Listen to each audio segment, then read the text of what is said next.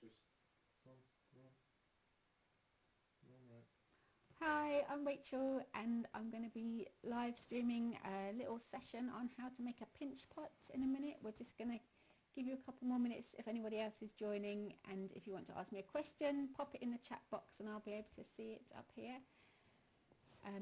Here's some examples of things that I've already made the same way. So I'm going to show you how to make a cat today, but we've also got a really nice lion there. And if you don't want to do an animal face, you could just make it into a cup as well. So I'm going to show you the basic shape and then a few little things you can do with it. Right, just waiting a couple more seconds for a few more people to join in, and then I'm going to talk you through how I've got my table set up. Right, so what I've got here, I've got a really nice lump of stoneware clay. I've got a little pot of water. I've got an old bit of sponge for wiping my pot down, an old toothbrush for if I want to join anything. I've got a potter's knife, but you could use an old blunt kitchen knife, anything sharp but not too sharp. I've got a rubber kidney as well for smoothing, but I've also made myself a little scraper from an old bit of credit cards. That's really helpful when I come to smooth down the sides of my pinch pot. And one of my favourite tools is an empty biro, and they're really good for making little circles and patterns.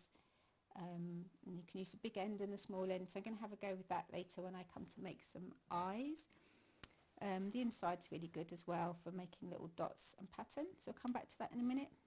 I've got a clay wire too for cutting clay off my block. You could make that with some string and some buttons. I've just got some bits of dowel.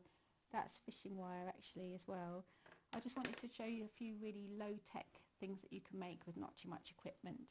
So the first thing I'm going to do is wedge my clay.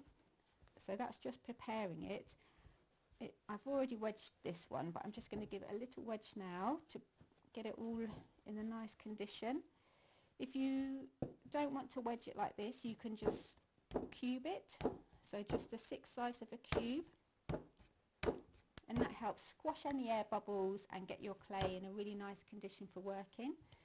You want a piece about the same size as your fist, so I'm just going to squeeze some of the clay off there and put that to one side, and I'm going to use that later for my ears or if I want to put a handle on my little pot. So I'm just going to put that to one side, and then this bit that I've got left, I'm just going to pat it so it's really nice and round. So have a cupped hand instead of a flat hand and just pat it backwards and forwards between your hands. Smooth over any creases like that, otherwise they can make a weak spot in the wall. We'll just blend that in. And you want it as round and as smooth as possible.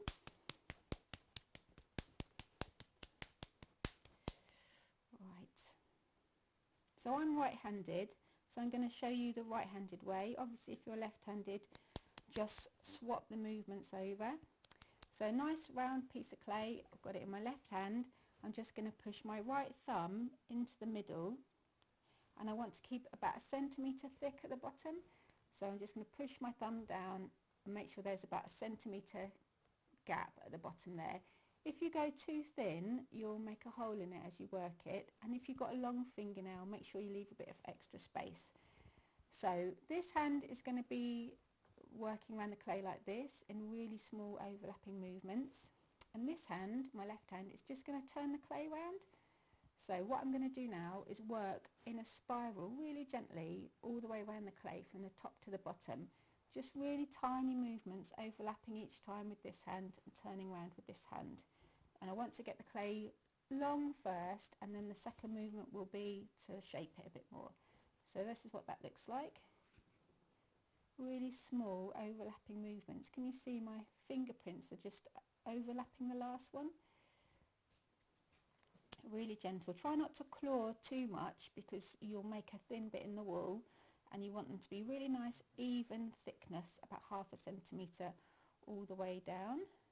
So I'm just working all the way around the clay really gently in a spiral like this, and don't rush it. It should be a really nice gentle thing to do. I'm going to try and keep the rim here quite thick as well. So as I get close to the rim, I'm just going to really press very gently, so that I don't overwork it. And the rim of the clay can get really dry as well because it's touching your hand all the time. So if you've got warm hands, it's easy to dry your clay out too much. There we are, I've gone all the way around now. So I'm going to swap over now so that my fingertips are on the inside and my thumb's on the outside. And I'm going to do the same thing, turning the clay round, but I'm just going to press really gently outside with my inside hands pushing out against my thumb. And now that I've got a bit of height, this is where we do the shaping. You can see there it's just starting to crack just because I've got quite warm hands, so I'm just going to smooth that over. So I can still reach into the base there, so I want to thin that out now. Otherwise you'll have a really heavy base in your pot. And I'm just working around it really gently. This is a much smaller movement than the first one, and it's all about the shaping. So I'm just pushing my inside fingertips against my thumb like that all the way round. And you can see I've got quite a big pot already from such a small piece of clay, and if you start with too much clay it can end up going quite floppy. You can overwork it. So really nice gentle movements all the way around like this. I've got a first comment from Michelle. Hello Michelle, nice to see you. I'm just working my way around there. Remember to keep the top quite nice and thick as well. I'm going to show you over the next videos a few other projects you can do where you join two pinch pots together as well. Another top tip is just to push it down like this, upside down, and that helps you to flatten the top out so that it's nice and even. And then I'm just going to pinch round there to give a nice top to it. Just smooth that in. So I've got my little scraper here that I made earlier from a credit card, and I'm just going to use that to get rid of some of my fingerprints. Oh, nice message there from Sarah. Hello Sarah. Right, I'm just smoothing that round again, and then I'm just going to think, now it's still quite tall, and what I really want is it to be a bit rounder, so I'm going to use my outside hand as a former, and I'm just going to blend that clay, kind of smoothing up like that against my inside hand, just to make it a little bit rounder, a little bit more of a bowl shape. Can you see how it's changing already? Really nice and smooth. And I want to keep the thickness of the walls quite even. It's probably a bit less than ½ centimetre thick now. And I've got a thick bit there, so I'm just going to work round already. And I'm starting to think about what kind of thing I might make it into. Don't forget, you can ask me some questions, or if I didn't explain anything, tell me in the chat. Hi Ali. Right, so I'm just going to press that down really lightly on the table, and that's going to form the base. So I'm going to make mine into a cat, and I kept a few bits of clay here. So I'm going to pinch a piece off, just going to put that to one side. I'm going to make this into a round ball, and I'm going to flatten it, and I'm going to use this to make my cat ears. So I'm just going to press it into my board, and I want them to be a little bit less than ½ centimetre. If it's too thin, little bits like this will dry out really quickly and then they'll crack. So I want to keep them about the same thickness as the top of my pot.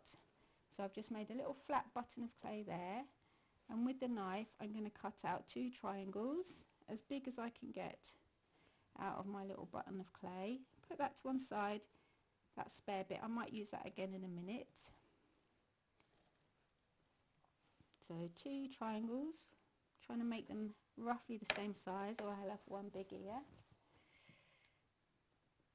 Right, there we are. So now I'm going to pinch these into little cat ear shapes. I'm just smoothing the edges, just going to push in there. You could make them longer and they could be a little rabbit ears, or you could make some big floppy elephant ears. That would be quite nice. Right, just smoothing the edges there. So with my toothbrush and water, everywhere where I want to join the clay, I'm going to scrub it with a wet toothbrush, and just imagine that that's glue. If you put too much water on, your pot will start to dissolve. So really nice, rough up the edges with your toothbrush. And there on the bottom where I want to stick it down, I'm going to give that a nice bit of watery with the toothbrush as well. And then I'm going to just press that in and then I'm going to press this one in as well. Just dry my fingertips. So now I want to just blend that clay in really gently to smooth over that join. And I'm going to do it quite roughly because I can come back in a minute and clean it up as it dries out a bit. And then on the inside as well, blend that in really gently, just using the edge of my finger there. Don't be tempted to add more water to it because it will just start to disintegrate into mush. And then this one as well. Just smoothing that in, get rid of any lumps and bumps. As the clay dries a bit, I can do a bit more to refine it, so I'm not too worried about any lumps and bumps at this stage because I know I can smooth them out later, or I can go over it with a sponge as well. Right, so that's my cat ears. We're just going to smooth that out a bit. So this one here has got a little nose and ears, so I'm going to use some of my leftover clay to do that. So I'm just going to pinch a ball of clay off there. Hi Alec and Magnus, thanks for your message. I'm just going to put a bit of water there, a bit of water on my nose, and I'm just going to stick that on there. And then make it into a little pointy cat nose. And then just a couple of little eyes. I don't know if you remember that I had the pen. I'll show you what to do with the end of the pen to make some really good eyes. So scrub on there as well. Hopefully that's in the right place. Just going to push that down. So with the end of my pen, I'm just going to use that to make the pupils in the eye there. And then with the knife, I'm just going to make my little cat mouth there. And then the inside of the biro I can use to make the little spots where the whiskers go. And then just with the knife, make a few little whiskers. Looking good. Just going to put that to one side now and make a handle or a tail. So I need to break that in half. That's quite a lot of clay at the moment. I need about a party sausage worth of clay, about that much. So I've just pinched it out and I'm going to roll a coil. So give yourself lots of room. I'm going to push it down on the table and push my hand all the way over and all the way back again. Really lightly. So just press really lightly. If you press too hard or don't go far enough, it just goes like that and you make a weird block. So just rolling it backwards and forwards really lightly. It should be about a finger thick. So I'm just going to roll a bit more there. Roll my other hand. Lovely. And then I'm just going to tap it down on the board so that it's not too thick.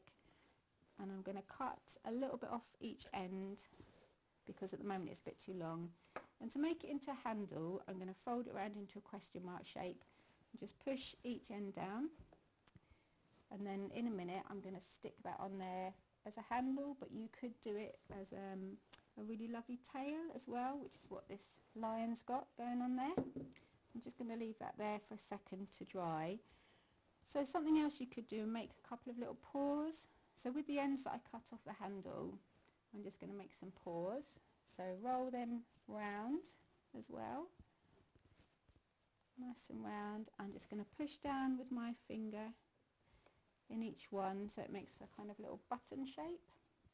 Toothbrush and water again because I'm going to make a join. So we're just going to do that under his face. And I'm just going to scrub it with a toothbrush and then push it down. Push it down there. You can see my clay is quite wobbly at the moment because it's quite wet. Just use a knife there just to make some little claws. Lovely. Going to bend my ears a bit more cat-like. And now I'm going to join the handle. So I'm just turning it round. I'm just going to scrub a line there with my toothbrush and water.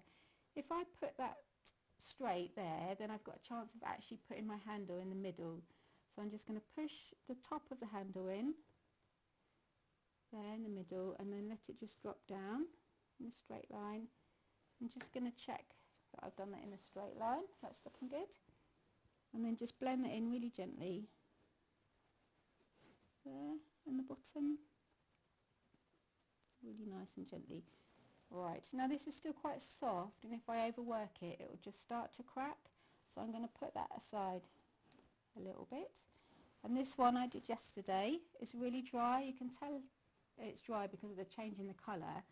And what I'm going to do with that one is just really gently wipe it down with a sponge, get rid of some of those finger marks, make sure that my feet and eyes and nose are really well joined. And you know, I was saying about coming back to clean up the ears later, I can do that now with my sponge, just blend in any finger marks like that all over on the back. Be really gentle with it as well at this stage, it's very brittle. If you're not going to be able to fire your clay, what you could do is paint it with PVA glue or acrylic paint, or nail varnish is brilliant as well. Just don't let it get too wet, so don't put watercolour on it or it'll just be mush. There we are. And if you didn't want to just make it into an animal face, you could just put your handle on it and have a really lovely teacup as well. So the next thing I'm going to show you is how to make a vessel from a pinch pot and how to join them together. So it's a really good starting form for lots of different things. Question set from Erin said she'd like to do a frog, but have big frog eyes where the ears are. That sounds amazing. Big frog eyes would be brilliant. Or you could do, you could put some legs on it so it's a bit taller. I'll show you how to make some thick legs like this. Just roll out some coils. What don't work too well are long skinny legs. So if you're going to make a horse or something, you need to make sure it's lying down. But unicorn would be good, or I've just seen an amazing armadillo that somebody made, or an elephant. So if you wanted to do some legs, some bigger legs, you could make 4 legs like this, scrub the bottom of your pot with a toothbrush and water, and then just put them on the top like that and let it dry. And that handle's really floppy, so I'm just going to put my sponge under there to support it as it dries out. Brilliant. Lovely. So I really want to see pictures of what you make, so make sure you send them to me, tag me in your Instagrams.